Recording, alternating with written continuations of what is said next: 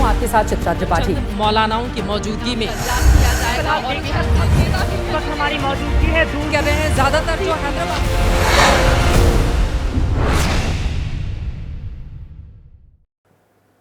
नमस्कार, ABP news पर आप सभी दर्शकों का बहुत बहुत स्वागत है। मैं हूं आपके साथ चित्रा त्रिपाठी। आप देखना शुरू कर चुके हैं जनहित। जनहित मतलब जनता के लिए, जनता का, जनता से जुड़ा टीवी शो। जनहित मतलब आपका, समाज का, पूरे राष्ट्र का शो।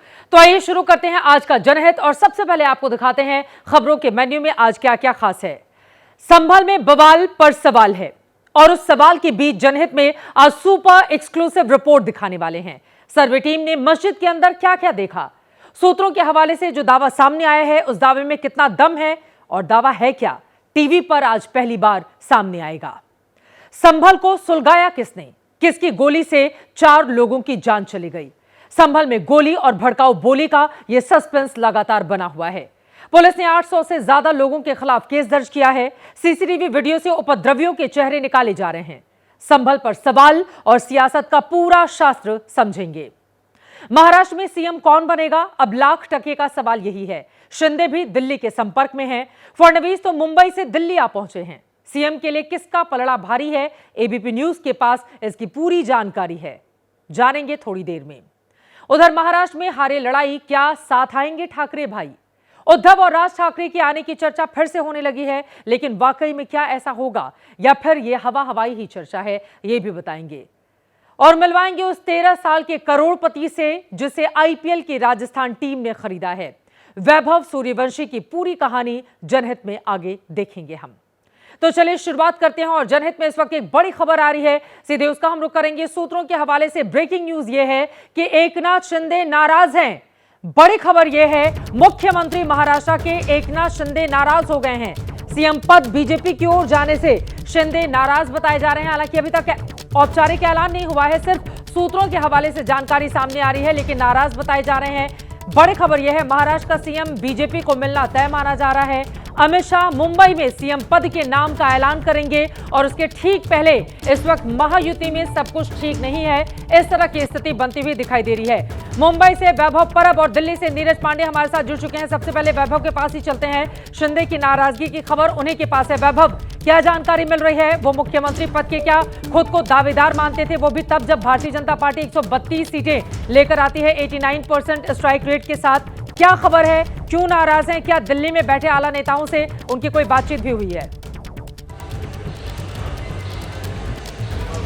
देखिए, खुद को दावेदार इसलिए मानते हैं क्योंकि उनके कई नेताओं का, उनके करीबियों का कहना यह है कि सीटें भाजपा की कितने भी आए, लेकिन एकनाथ शिंदे ही सीएम रहेंगे, ऐसा विश्वास, ऐसा प्रॉमिस है वो एकनाथ शिंदे को नतीजे आने के पहले ही दिया गया था।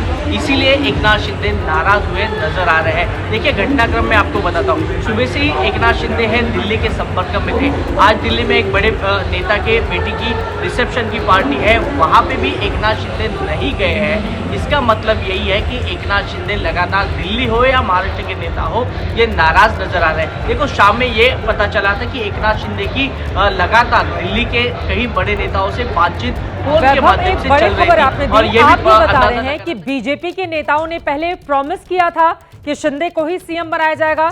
ये बात तो जिस तरह के दावे किए जा रहे हैं बिल्कुल वैसे ही है जैसे उद्धव ठाकरे रिजल्ट के बाद 2019 में दावा कर रहे थे।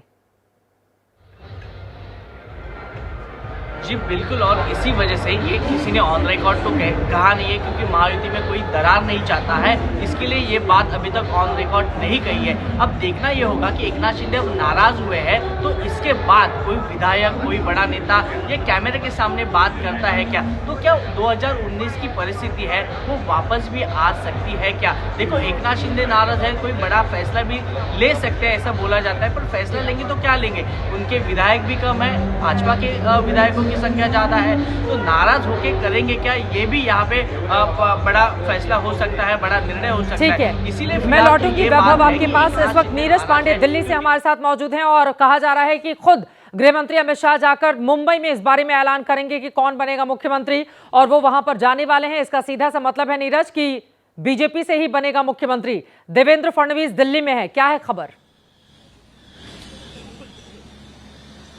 देखिए चित्रा, पहले तो यहाँ पे अपडेट करना जरूरी है। अमित शाह फिलहाल ऐसा कुछ भी अमित शाह का प्रोग्राम नहीं है कि वो दिल्ली मुंबई जाएंगे, वो अनाउंस करेंगे, वही नाम घोषित करेंगे। ऐसा कोई अभी तक अपडेट हमारे पास नहीं है। यह जरूर है कि देवेंद्र फडणवीस दिल्ली में हैं। आज वो एक शादी कार्यक्रम में शामिल होने आए हैं और उसके बाद माना जा रहा है कि जहां पर मैं खड़ा हूं, यानी कि ठीक अमित शाह जी के आवास के बाहर खड़ा हूं, यहां वो देर रात मिलने पहुंच सकते हैं। गृह मंत्री अमित शाह से मुलाकात करेंगे और आगे की रणनीति पर चर्चा करेंगे। रही बात, जैसा अभी वैभव परब बता रहे हैं, तो इसमें एक चीज समझनी बहुत जरूरी है यहाँ पर चित्रा, कि तीनों नेताओं ने कई बार कई मंचों से कई बार प्रेस कॉन्फ्रेंस करके इस बात को दोहराया है कि मुख्यमंत्री को लेकर कोई अभी तक निर्णय नहीं हुआ और जब भी निर्णय होगा रिजल्ट के बाद हम लोग आपस में बैठ के निर्णय करेंगे। तो इससे तो एक बात तो साफ हो गई है कि भारतीय जनता पार्टी या किसी ने भी ये कमिट नहीं किया था कि किसको मुख्यमंत्री बनाया जाएगा, किसको नहीं बनाया जाएगा। ये जरूर है कि आपस में कुछ बात हुई हो तो बात अलग है, लेकिन जब भी ऑन रिकॉर्ड तीनों नेताओं ने बात की, यही बात की है कि जब भी मुख्यमंत्री का चयन होगा तीनों लोग मिलकर चयन करेंगे और रिजल्ट के बाद ये चयन होगा। तो अभी समय है, मुख्यमंत्री कौन होगा थोड़ी देर में, 1-2 दिन में मुझे लगता है पिक्चर क्लियर होगी। अभी 1-2 दिन का समय और लगेगा। यह जरूर है कि आज की जो बैठक है गृह मंत्री अमित शाह और मुख्यमंत्री देवेंद्र फडणवीस के बीच जो मुलाकात होना है, उसमें बहुत सारी चीजें साफ हो जाएंगी। ट्रेलर तो सामने आ चुकी है, लेकिन बड़ी पिक्चर बाकी है। ट्रेलर के बारे में वैभव भी जानकारी दे रहे थे और उन्हीं के हवाले से खबर आई कि अमित शाह खुद जाकर मुंबई में इस बारे में ऐलान करने वाले हैं। तो मैं उनसे कंफर्म कर लेती हूं, क्या इस बारे में सच्चाई है? आगे सोर्सेज आपके क्या मुंबई वाले बता रहे हैं वैभव? और एकनाथ शिंदे क्या कोई बड़ा फैसला भी ले सकते हैं? इस तरह की भी कोई जानकारी आ रही है? जी बिल्कुल, क्योंकि 2019 की बात मैं यहाँ पे दोहराना चाहता हूँ कि 2019 के समय में भी उद्धव ठाकरे और अमित शाह ये दोनों ने प्रेस कॉन्फ्रेंस ली थी। देखिए उसी तरह की प्रेस कॉन्फ्रेंस यहाँ पे होने की संभावना है। देखो अब एकनाथ शिंदे नाराज हुए तो उनको समझाने की जो जिम्मेदारी है वो अमित शाह और नरेंद्र मोदी की होगी, ऐसे भाजपा के बड़े, महाराष्ट्र के बड़े नेताओं का कहना है। इसीलिए अमित शाह मुंबई में आने की संभावना यहाँ पे जताई जा रही है कि यहाँ पे आएंगे, एकनाथ शिंदे को मिलेंगे, उनकी जो जिस प्रकार की समझ है उसको समझाएंगे, उनको समझाएंगे कि आगे की रणनीति क्या है, आगे 5 साल में क्या करना है। इसीलिए अमित शाह शायद यहाँ पे आएंगे और तीनों मिलकर, यानी राष्ट्रवादी कांग्रेस हो, भाजपा हो या शिवसेना हो, इन तीनों पार्टियों को एक साथ लेकर अमित शाह प्रेस कॉन्फ्रेंस। ठीक है, एक बहुत छोटा सा जवाब वैभव आपसे मैं और चाहूंगी, आप मुंबई में ही मौजूद हैं, ये बताइए अगर मुख्यमंत्री बीजेपी से बनेगा तो फिर डिप्टी सीएम अजित पवार पहले ही बीजेपी के सीएम को लेकर तैयार बताए जा रहे हैं, तो क्या एकनाथ शिंदे को भी डिप्टी सीएम की जिम्मेदारी दी जा सकती है? क्योंकि हमने देवेंद्र फडणवीस के मामले में भी देखा था, पहले मुख्यमंत्री बने, बाद में उप मुख्यमंत्री की कुर्सी से संतोष करना पड़ा था उनको। क्या इस तरह का भी ऑफर दिया जाएगा? जी बिल्कुल, ये तो साफ है कि जब भाजपा का मुख्यमंत्री होगा तो 2 पार्टियों को डेप्यूटी सीएम का पद दिया जाएगा। लेकिन अभी फिलहाल ये बात आ रही है कि एकनाथ शिंदे है वो डेप्यूटी सीएम पद के लिए तैयार नहीं है, वो अपने सीएम पद पर अड़े हुए हैं। इसीलिए कोई बड़ा फैसला ले सकते हैं क्या, इसको देखकर बड़ी दिलचस्पी है कि क्या एकनाथ शिंदे की आगे की रणनीति होगी। ठीक है, बहुत धन्यवाद वैभव परब आपका। और नीरज पांडे दिल्ली से हमें जानकारी दे रहे थे। नीरज आपका भी बहुत बहुत शुक्रिया। आगे और जानकारी आपसे लेते रहेंगे। क्या कुर्सी का ये झगड़ा आगे और ज्यादा बढ़ेगा? क्या डिप्टी सीएम है जिनके बारे में सीएम के तौर पर उनके समर्थक देखना चाहते हैं, एक डिप्टी सीएम देवेंद्र फडणवीस, दूसरे मुख्यमंत्री और उनके समर्थक चाहते हैं कि वो फिर से मुख्यमंत्री बन जाएं। सवाल यह है कि पलड़ा किसका भारी है, सीएम एकनाथ शिंदे का या फिर डिप्टी सीएम देवेंद्र फडणवीस का? आज रात फडणवीस की मुलाकात गृह मंत्री अमित शाह से होनी है। सूत्र बताते हैं कि एकनाथ शिंदे भी दिल्ली के लोगों के संपर्क में हैं और लगातार उनकी फोन पर बातचीत भी हो रही है। सूत्रों ने जानकारी दी है कि शिंदे को भी जल्द ही दिल्ली बुलाया जा सकता है। सूत्र ये भी बता रहे हैं कि बीजेपी का नेतृत्व आने वाले दिनों के नगर निकाय चुनाव को ध्यान में रखते हुए फैसला लेने वाला है, जिनमें मुंबई, पुणे, नासिक जैसे शहरों में नगर निगम के चुनाव हैं। शिंदे अगर नहीं मानते हैं तो फिर उनको समझाने की जिम्मेदारी केंद्र के 2 बड़े नेताओं को दी जाएगी। कहा जा रहा है आरएसएस की इच्छा फडणवीस को मुख्यमंत्री बनाने की है। वो इसलिए क्योंकि इस साल आरएसएस के 100 साल आपको बताते चले 2025 में पूरे हो जाएंगे और इसी वजह से वहां पर बड़ी तैयारी भी है। फिलहाल महाराष्ट्र की निगाहें दिल्ली की ओर हैं। कल कुछ फैसला होने की संभावना नजर आ रही है, लेकिन शिंदे की नाराजगी कहीं 2019 वाला सीन खड़ा ना कर दे, ये खतरा अब सबके सामने आता हुआ दिखाई दे रहा है। हालांकि इस बार बीजेपी की सीटें पिछली बार के मुकाबले बहुत ज्यादा बड़ी हैं। जैसे और जानकारी मिलेगी एबीपी न्यूज आप तक पहुंचाता रहेगा। आगे बढ़ते हुए आज की अगली बड़ी खबर का रुख करेंगे। संभल पर मंदिर मस्जिद का जो संग्राम छिड़ा हुआ है, उसी बड़ी खबर से अब अगली खबर की शुरुआत करते हैं। दिन भर आपने संभल हिंसा की तस्वीरें एबीपी न्यूज पर देखी, आरोपियों पर हो रही कार्रवाई के बारे में भी जाना, लेकिन उस हिंसा के पीछे की वजह क्या है, आज हम आपको बताने वाले हैं। विवाद मंदिर और मस्जिद का है। हिंदू पक्ष का दावा है कि जहां मस्जिद है वो पहले मंदिर था। कोर्ट के सर्वे के आदेश हुए, सर्वे हुआ और सर्वे के आखिरी दिन हिंसा हो गई। अब सर्वे की रिपोर्ट कोर्ट में पेश होनी है, उसके पहले हम आपको बताने वाले हैं कि सर्वे टीम ने मस्जिद के भीतर क्या क्या देखा है। सूत्रों के हवाले से जो दावा किया जा रहा है, उस दावे के मुताबिक मस्जिद के अंदर 7 सबूत मिले हैं। दावा है कि मस्जिद में कमल, कुआं, कलश, तोरण, स्तंभ, आले, चित्रकारी, द्वारपाल जैसे हिंदू प्रतीक चिन्ह देखे गए हैं। वैसे ये सिर्फ दावा है, कोर्ट में रिपोर्ट पेश होगी और जब रिपोर्ट सामने आएगी तब मालूम चलेगा कि इस दावे में कितना दम है। ये रिपोर्ट देखिए।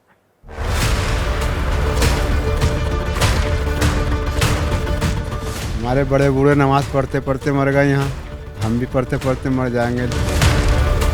संभल कल्की जी का मंदिर था और नाम है हरिहर मंदिर। कोई अगर ये कहे कि मंदिर है ये वो है तो उसकी गलतफहमी है, उसके अंदर ज्ञान कम है। संभल में मंदिर मस्जिद के दावों ने दंगों की शक्ल ले ली है। सच और साक्ष्यों की तलाश में सर्वे टीम दूसरे दिन रविवार को शाही मस्जिद पहुंची थी। दंगाइयों ने सर्वे में दखल डालने की कोशिश की, लेकिन उसके पहले ही सर्वे टीम कई अहम सबूत जुटा चुकी थी।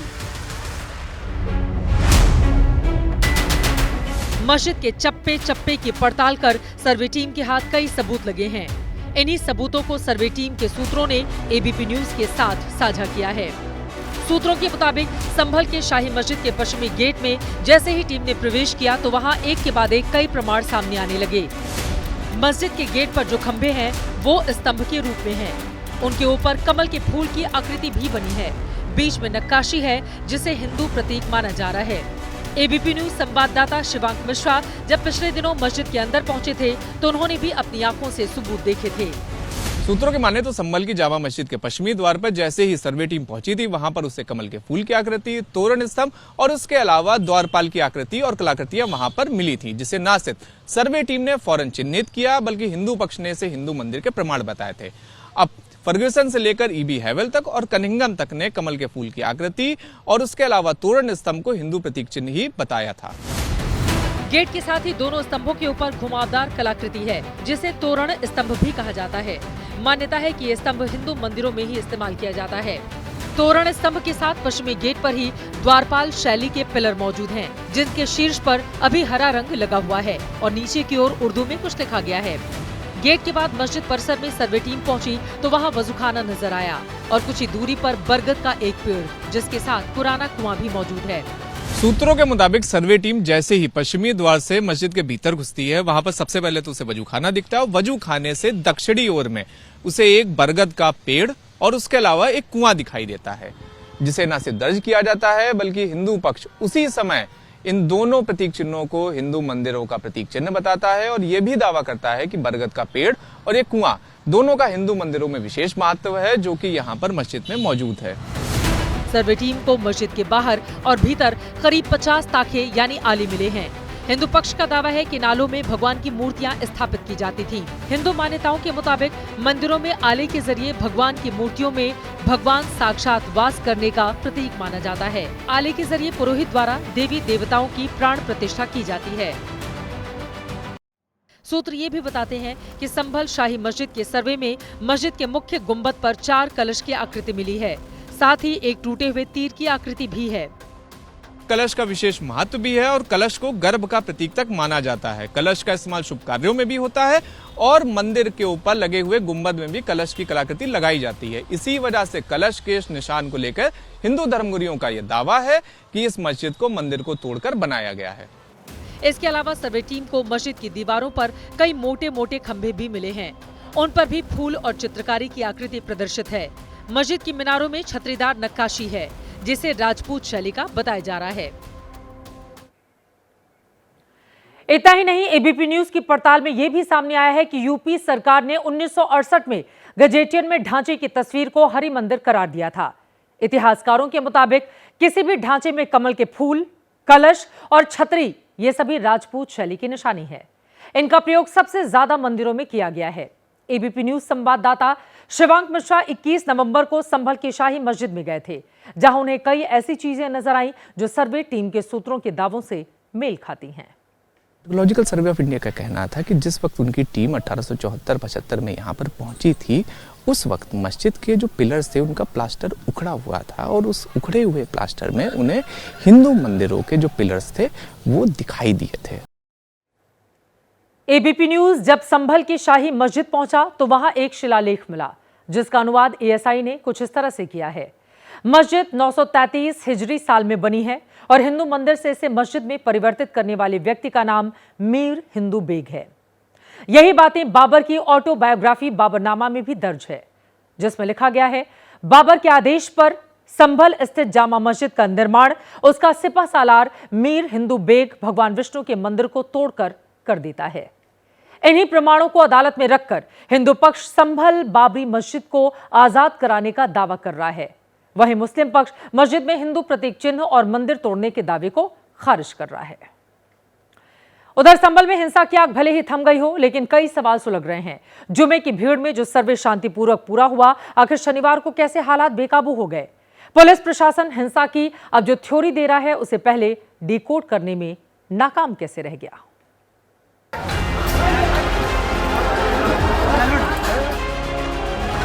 सुरक्षा बलों पर पत्थरों की बरसात,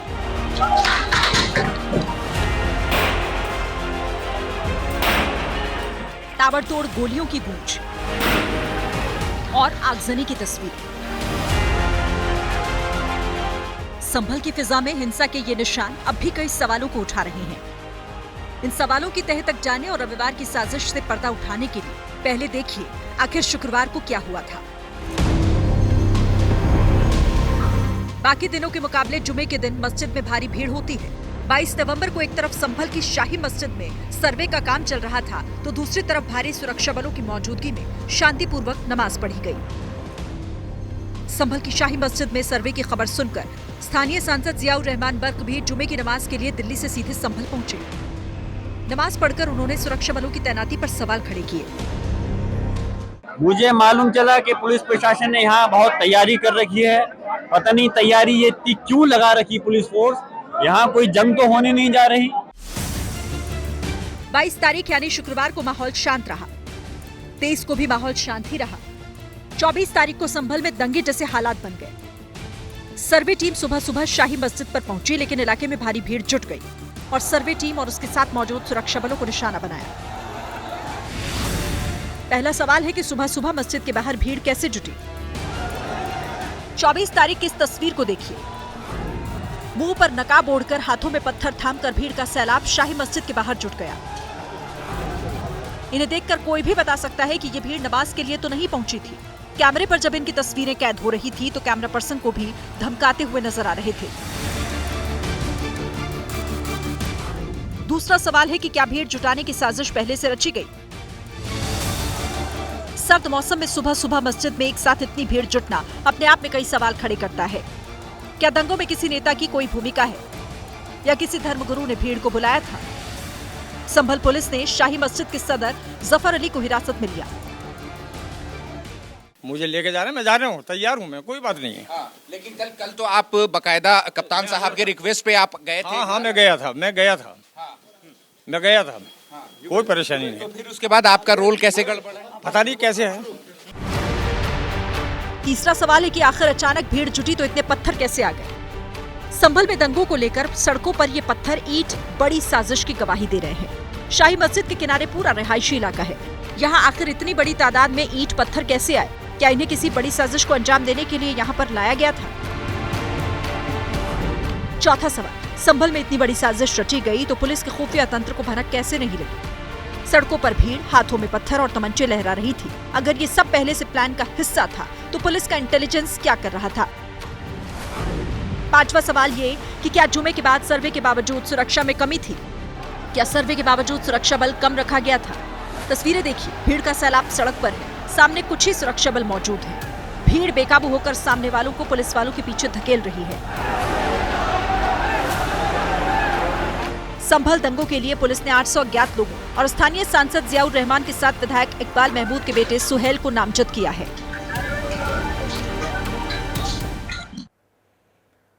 संभल के उपद्रव में 4 लोगों की मौत हो गई है। मरने वालों के परिवार वालों का कहना है कि पुलिस ने गोली चलाई, जबकि पुलिस का कहना है कि आपसी फायरिंग में ही लोगों की जान गई है। सवाल अभी भी बना हुआ है कि गोली आखिर चलाई किसने।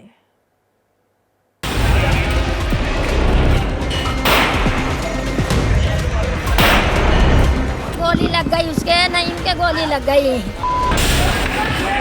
बहुत दूरी से, मस्जिद की बहुत दूरी से जाकर पुलिस ने गोली मारी है। बहुत दूरी से मारी। पुलिस द्वारा वो पैलेट गन का प्रयोग किया गया। पुलिस द्वारा किसी भी लीथल वेपन जिससे कि किसी व्यक्ति की जान जा सके, पुलिस द्वारा ऐसा कोई भी वेपन है वो फायर नहीं किया गया है। डीएसपी ने चलवाई है गोली, उसने चलवाई है और उसे होनी चाहिए, सस्पेंड होना चाहिए, वो होनी चाहिए। पुलिस की तरफ से आप बता रहे हो भाई गोली चली है, कोई कह रहा है कुछ इस तरह, कोई यदि ऐसे कर रहा है तो वो दिखाने के लिए भी होता है, ऐसा नहीं है कि उसमें गोली चला ही रहे। संभल के उपद्रव में गोली चलाने को लेकर कौन सच बोल रहा है और कौन झूठ, ये सवाल अभी भी कायम है। पोस्टमार्टम रिपोर्ट में लिखा है कि उपद्रव में मारे गए 4 लोगों को देसी बंदूक की गोली लगी थी। उनकी मौत 315 बोर की गोली लगने से हुई है। पोस्टमार्टम रिपोर्ट के आधार पर पुलिस का कहना है कि उनकी मौत देसी कट्टा की गोली से हुई है, न कि पुलिस की बंदूक से।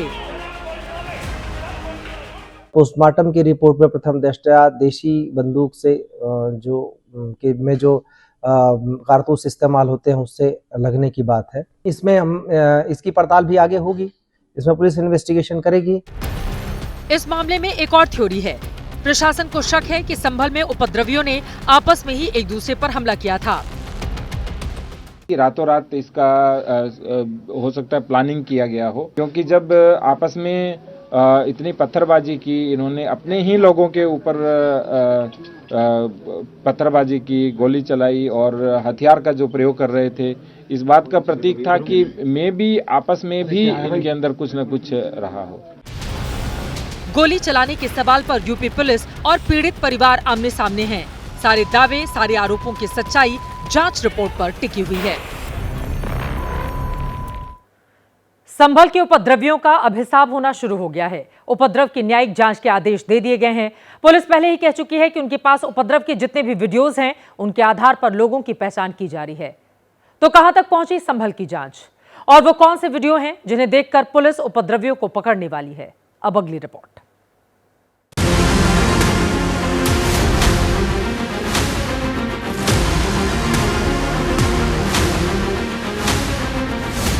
गौर से देखिए इन चेहरों को। ये वही चेहरे हैं जिन्होंने संभल को सुलगाया है। नकाब पहनकर आए उपद्रवियों को लगा कि वो पत्थर फेंक कर निकल जाएंगे और किसी को कुछ भी पता नहीं चलेगा, लेकिन उनकी किस्मत शायद इतनी अच्छी नहीं थी, क्योंकि उनकी सारी करतूतें कैमरे में रिकॉर्ड हो चुकी हैं। उपद्रव के वीडियोस के एक एक फ्रेम को पुलिस ध्यान से देख रही है। आप भी गौर से देखें कैसे इन दंगाइयों ने वीडियो बना रहे शख्स को मारने की धमकी दी थी। उन्हें पता था कि वीडियो बनाया जा रहा है, फिर भी उनके चेहरे पर पकड़े जाने का जरा भी डर नहीं था। उम्मीद है कि अब इनकी चाल ढाल बदल जाएगी, क्योंकि रूमाल से ढके चेहरों को जूम करके पुलिस इनकी फोटो निकाल रही है। ड्रोन के फुटेज की स्टडी कर ली गई है। उनके छोटे छोटे पासपोर्ट साइज फोटोज बनवाए जा रहे हैं और उनको सर्कुलेट किया जाएगा, और जो लोग उनको बताएंगे उनको उचित इनाम भी दिया जाएगा। और अगर पुलिस की आंखों से कोई फुटेज छूट जाए तो उसके लिए सीसीटीवी का भी ऑप्शन है। जामा मस्जिद के पास लगे सीसीटीवी वीडियोस को खंगाला जा रहा है। जैसे ये जामा मस्जिद से तकरीबन 100 मीटर की दूरी पर स्थित ये मकान है, और इस मकान के बाहर जो है वो एक सीसीटीवी लगा हुआ है, जिसका जो फेस है वो मेन सड़क की तरफ है, और ये सड़क जो है वो जामा मस्जिद की ओर ही जाती है। उपद्रवियों के पास कई खतरनाक हथियार थे। पुलिस के मुताबिक अवैध तमंचे के साथ वो लोग चाकू लेकर भी पहुंचे थे। कल जब फोरेंसिक टीम द्वारा मौके पे कल देर रात्रि जब सब लोग चले गए थे, इस तरीके के वेपन उनके वहां से घटनास्थल पे जहां पे कई सारे चप्पल जूते पड़े थे, उनके बीच में ये भी बरामद हुआ है। अब तक हुए एक्शन की बात करें तो पुलिस ने कुल 7 एफआईआर दर्ज की है। 800 अज्ञात लोगों के खिलाफ एफआईआर हुई है। साथ ही घायल पुलिस अधिकारियों ने भी एफआईआर लिखवाई है। पुलिस ने अब तक 25 लोगों को गिरफ्तार भी कर लिया है। अभी तक इस उपद्रव के मास्टरमाइंड का नाम सामने नहीं आया है, लेकिन पुलिस बार बार कह रही है कि ये काम किसी और का है और इसमें नए उम्र के लड़कों को आगे किया गया है। नए लड़कों को उकसा के ये काम करवाया गया है, क्योंकि इस बात की जरूरत थी नहीं कहीं से भी। न तो ये जो लोग वहाँ इकट्ठे थे, न तो ये स्टूडेंट है, न तो किसान है, न तो किसी तरीके ऐसा कोई मुद्दा भी नहीं था। केवल सर्वे किया जा रहा था मस्जिद का, और सर्वे का मतलब इंस्पेक्शन है। अब नए उम्र के लड़के हों या पुराने, हिसाब तो सबका होगा। उपद्रव के सबसे बड़े सबूत के तौर पर पुलिस के पास ये वीडियोस हैं, जिनका विश्लेषण जारी है। संभल से समाजवादी पार्टी के सांसद जियाउर रहमान को भी पुलिस ने हिंसा का आरोपी बनाया है। पुलिस का कहना है कि जियाउर रहमान और समाजवादी पार्टी के विधायक नवाब इकबाल के बेटे सुहेल इकबाल की वजह से संभल में इतनी भीड़ जमा हो गई थी और उन्हीं के उकसावे पर पथराव और आगजनी की घटनाएं हुई। जुमे के दिन सांसद जियाउर रहमान ने मस्जिद को लेकर एक बयान दिया था, जो अब वायरल हो रहा है। खुले उससे कह रहा हूँ, कितने 10 चाहे ड्रोन कैमरे यहाँ पे लिया है, मैं खुली उससे आवाज को अपनी कह रहा हूँ, ये मस्जिद थी, मस्जिद है और इंशाल्लाह मस्जिद रहेगी कयामत तक। अब पुलिस कह रही है कि ऐसे बयानों के नाम पर भीड़ को उकसाया गया। इससे पहले भी समाजवादी पार्टी के सांसद को चेतावनी दी गई थी, फिर भी वो नहीं माने। जियाउर रहमान बर्ग को 168 बीएनएसएस का नोटिस जनपद संभल की थाना कोतवाली पुलिस द्वारा भी पूर्व में दिया गया था। उनके द्वारा पूर्व में भी भड़काऊ भाषण दिए गए थे। उस भड़काऊ भाषण के दौरान उनको बताया गया था कि आप इस तरीके के भाषण ना दें, इनसे बाज आएं, लेकिन उन्होंने उसके बाद भी भीड़ को उकसाने के लिए और जामा मस्जिद की हिफाजत कोर्ट एंड अनकोर्ट इस स्टेटमेंट के साथ में लोगों को मोबिलाइज करने का प्रयास किया। समाजवादी पार्टी के सांसद पर आंच आई तो अखिलेश यादव भी बचाव में आ गए हैं और उन्हें लेकर सीधे लोकसभा स्पीकर ओम बिरला से मुलाकात करने पहुंच गए। अखिलेश ने स्पीकर को बर्ग पर हुई एफआईआर की जानकारी दी, पूरे मामले में दखल देने की मांग की। यादव की ओर से यह भी कहा गया कि उनके सांसद कल संभल में थे ही नहीं, फिर भी एफआईआर उनके खिलाफ दर्ज हो गई। जो घटना हुई है, हमारे सांसद जियाउर रहमान जब संभल में ही नहीं थे और उसके बावजूद भी उन पर एफआईआर दर्ज करना, ऐसा उदाहरण कभी किसी को मिला होगा देखने को, सुनने को? संभल हिंसा को लेकर सियासी जुबानी जंग जारी है और ये कहां पर जाकर खत्म होगी, अभी इस बारे में कुछ भी कहा नहीं जा सकता है। फिर से लौटते हैं सियासत की खबरों की ओर, रुख कर लेते हैं महाराष्ट्र का। महाराष्ट्र में महायुति के बवंडर के सामने न उद्धव ठाकरे टिके, न उनके चचेरे भाई राज ठाकरे। एकनाथ शिंदे को मिले बम्पर जीत के बाद सिर्फ बाला साहब की विरासत उद्धव के हाथ से नहीं फिसली, बल्कि अब सवाल ठाकरे ब्रांड के अस्तित्व पर भी उठने लगे हैं। अब सुगबुगाहट इसे लेकर शुरू हो गई है, क्या ब्रांड ठाकरे बरकरार रखने के लिए उद्धव और राज एक बार फिर से साथ आएंगे? महाराष्ट्र में बीजेपी गठबंधन का ऐसा तूफान चला कि महाराष्ट्र की राजनीति में दखल रखने वाले ठाकरे परिवार की सियासत का सूरज अस्त होता दिखने लगा है। न तो उद्धव ठाकरे खुद को बाला साहिब का सियासी वारिस साबित कर पाए और न ही 19 सालों में राज ठाकरे खुद को स्थापित कर पाए। अब जब महाराष्ट्र की सियासी फिजा बदल गई है तो चर्चा होने लगी कि क्या बाला साहब की पारिवारिक विरासत को बचाने के लिए दोनों भाई एक साथ आ सकते हैं। राज ठाकरे आपको लगता है साथ में आने चाहिए, उनसे फायदा होगा? डेफिनेटली अभी साथ में आने ही चाहिए। महाराष्ट्र के लिए, मराठी के लिए उन्होंने साथ में आना ही चाहिए। साथ में आएंगे तो सब जो अभी ये हो रहा है आदि इधर आदि उधर, वो एक साथ हो जाएगा ना सब। लोग मानते हैं दोनों भाई साथ होते तो तस्वीर कुछ अलग हो सकती थी। वैसे ये नहीं भूलना चाहिए कि साल 2005 में उद्धव ठाकरे के कारण ही राज ठाकरे ने शिवसेना से इस्तीफा दिया था और अभी इस चुनाव में भी राज ठाकरे ने खुलकर उद्धव को शिवसेना का गद्दार बताया था। एका माणसाने सगळे अख्खी पक्षाची वाट लावली, अनेक लोक निघून गेले, त्या लोकांना हे म्हणतात गद्दार आहेत। अरे गद्दार तर घरात तिथे बसलाय, ज्यांनी पक्षाची गद्दारी केली। इस चुनाव में राज ठाकरे ने 128 उम्मीदवार उतारे थे। राज ठाकरे के बेटे अमित ठाकरे माहिम से चुनाव हार गए। एमएनएस को कुल 1.55% ही वोट मिले। अब तो राज ठाकरे की पार्टी की मान्यता पर संकट गहराने लगा है। इसीलिए ये चर्चा होने लगी है कि क्या राज ठाकरे को अब उद्धव से हाथ मिला लेना चाहिए। वैसे पार्टी के नेता इस पर साफ साफ बोलने से बच रहे हैं। मिलाकर आप लोग रिजल्ट से नाखुश हैं, लेकिन आगे की तैयारी के लिए जुट गए हैं। यस यस यस, हम लोग आगे की तैयारी महानगर पालिका करेंगे। साहब का अभी जो आदेश आएगा वैसे ही करेंगे। महाराष्ट्र की राजनीति को समझने वाले एक्सपर्ट मानते हैं कि दोनों के साथ आने में ईगो सबसे बड़ी बाधा है। शिवसेना के साथ अगर वो जाना भी चाहे तो शिवसेना का नेतृत्व कौन करेगा, क्योंकि उद्धव एज ए लीडर यानी एक नेता बोलकर राज को कितना पसंद करते हैं या राज उनको नेता बोलकर कितना मानते हैं, इस पर बहुत कुछ निर्भर करता है। दोनों भाइयों में ईगो का प्रॉब्लम है कि पार्टी कौन चलाएगा। महाराष्ट्र की राजनीति में ठाकरे परिवार को खारिज करते हुए इस चुनाव में वोटरों ने एकनाथ शिंदे को असली शिवसेना मान लिया है। अब उद्धव के सामने शिवसेना के अस्तित्व को बचाने की चुनौती है, तो राज ठाकरे के सामने अपने सियासी अस्तित्व को बचाने की। ऐसे में देखना होगा कि दोनों भाई भविष्य को लेकर वाकई कोई फैसला लेते हैं या फिर सब कुछ ऐसे ही चलता रहेगा। महाराष्ट्र से लेकर चलते हैं आपको बिहार। जमीयत उलेमाए हिंद का पटना में कल कार्यक्रम था। नीतीश कुमार को न्योता मिला, लेकिन नीतीश उस कार्यक्रम में नहीं गए और उसी दिन नीतीश की पार्टी के सबसे बड़े नेताओं में से एक ललन सिंह ने मुस्लिम वोट को लेकर बड़ा बयान दे दिया। अब बिहार से लेकर दिल्ली तक की राजनीति में चर्चा है, क्या जेडीयू का मुस्लिम प्रेम मोह भंग हो गया है, भाग गया है? आखिर नीतीश की पार्टी मुसलमानों से दूरी क्यों बना रही है? अल्पसंख्यक समुदाय के लोग वोट नहीं देते हैं, नीतीश कुमार वोट नहीं देते हैं। अल्पसंख्यक समुदाय के लोग वोट नहीं देते, लेकिन नीतीश कुमार जी का यह सोच है कि कोई वोट हमको दे या मत दे, हम बिहार के लोगों के लिए विकास के लिए प्रतिबद्ध है। ललन सिंह मुजफ्फरपुर में पार्टी के कार्यकर्ताओं के बीच बोल रहे थे। मुस्लिम वोट बैंक को लेकर बिना लाग लपेट के बोल दिया। अब बिहार की राजनीति में इस बयान पर विरोध के बाउंसर फेंके जा रहे हैं। नफरत फैलाने वालों के साथ तो ललन सिंह जी हैं, तो नफरत की बात ना करेंगे। क्रेडिबिलिटी थोड़ी है इन लोगों का, कभी इधर कभी उधर, तीसरा नंबर का पार्टी है। मसला मुसलमानों का था, लिहाजा ओवैसी की पार्टी AIMIM भी आई। ललन सिंह को जेडीयू में बीच का एजेंट बता दिया। वो बीजेपी में के आदमी हैं, वो जदयू में बिलावजह से हैं और हुकूमतें चलती हैं सिर्फ वोट से नहीं, हुकूमतें बनती हैं वोट से, लेकिन हुकूमतें चलती है जनता के टैक्स के पैसे से। इसलिए जिसने वोट नहीं दिया है उसको भी जीने का हक है।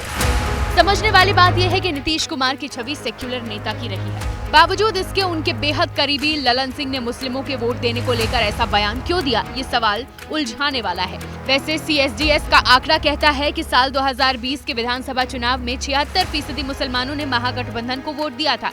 NDA को महज 5% मुस्लिम वोट मिले थे।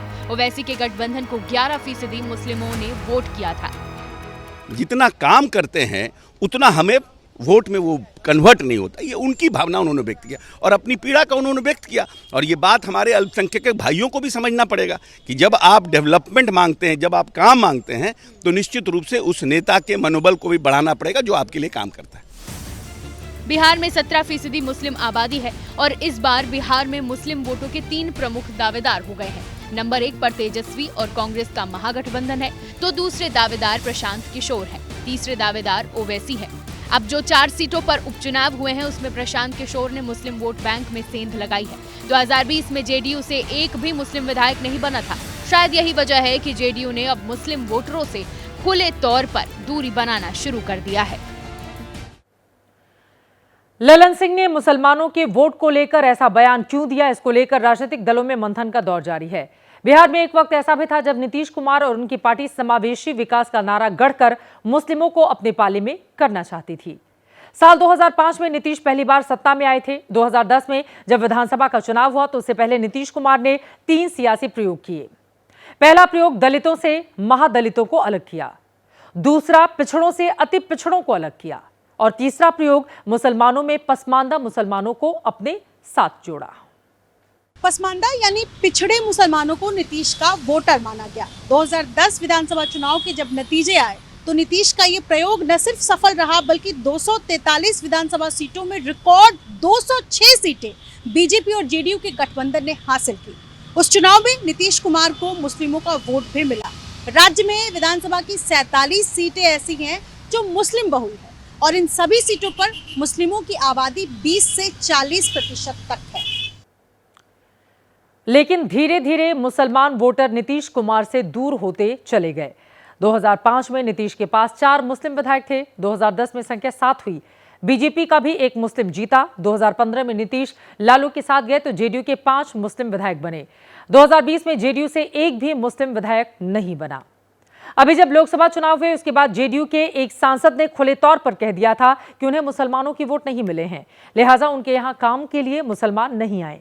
इस बयान के बाद काफी ज्यादा विवाद हुआ था, लेकिन अब उसी पर जेडीयू के सबसे बड़े एक नेता की मुहर, वो भी तब जब वक्फ बिल को लेकर जमीयत नीतीश की तरफ उम्मीद भरी निगाहों से देख रहा था। लेकिन नीतीश कुमार कल उस कार्यक्रम में नहीं पहुंचे। और अब खबर दिल्ली एनसीआर की, जहां पर फिलहाल लागू रहेगा ग्रैब 4। सुप्रीम कोर्ट में सुनवाई के दौरान जज साहिब ने कहा कि अभी हालात ऐसे नहीं हैं कि राहत दे दी जाए। हालांकि बड़ी खबर इस वक्त ये आई है कि स्कूल को हाइब्रिड मॉडल पर चलाने का आदेश दिया गया है। इसका मतलब है जिन बच्चों को स्कूल जाना है वो जा सकते हैं। ये पेरेंट्स और स्कूल मैनेजमेंट पर निर्भर करता है, यानी कि स्कूल और पेरेंट्स मिलकर आपस में डिसाइड करें कि बच्चों को स्कूल भेजा जाए या फिर नहीं भेजा जाए। कोर्ट कमिश्नर ने अपनी रिपोर्ट, आपको बताते चले जो जानकारी मिली है, प्रदूषण के चलते ग्रैब 4 तो लागू रहेगा, लेकिन अब यह जिम्मेदारी स्कूलों को सौंप दी गई है, ये कहते हुए कि दरअसल हालात अभी सुधरे नहीं हैं राजधानी दिल्ली में। ऐसे में पेरेंट्स और स्कूल आपस में डिसाइड करें कि स्कूल में आकर बच्चे पढ़ें या फिर ऑनलाइन क्लासेस ही जारी रहनी चाहिए। कोर्ट कमिश्नर ने अपनी रिपोर्ट कोर्ट में सौंपी है। रिपोर्ट में कहा गया है प्रदूषण की स्थिति अभी भी बहुत खराब है। एंट्री पॉइंट पर ट्रकों की जांच के लिए अलग से पुलिस नहीं लगाया गया है। कई एंट्री पॉइंट पर बैरिकेडिंग के इंतजाम भी नहीं किए गए हैं। गुरुवार को कोर्ट में अगली सुनवाई होगी, तो अब देखना महत्वपूर्ण रहेगा कि स्थिति अब क्या रहती है राजधानी दिल्ली को लेकर। इस खबर पर रहेगी हमारी नजर। इसी के साथ जनहित में अभी के लिए बस इतना ही।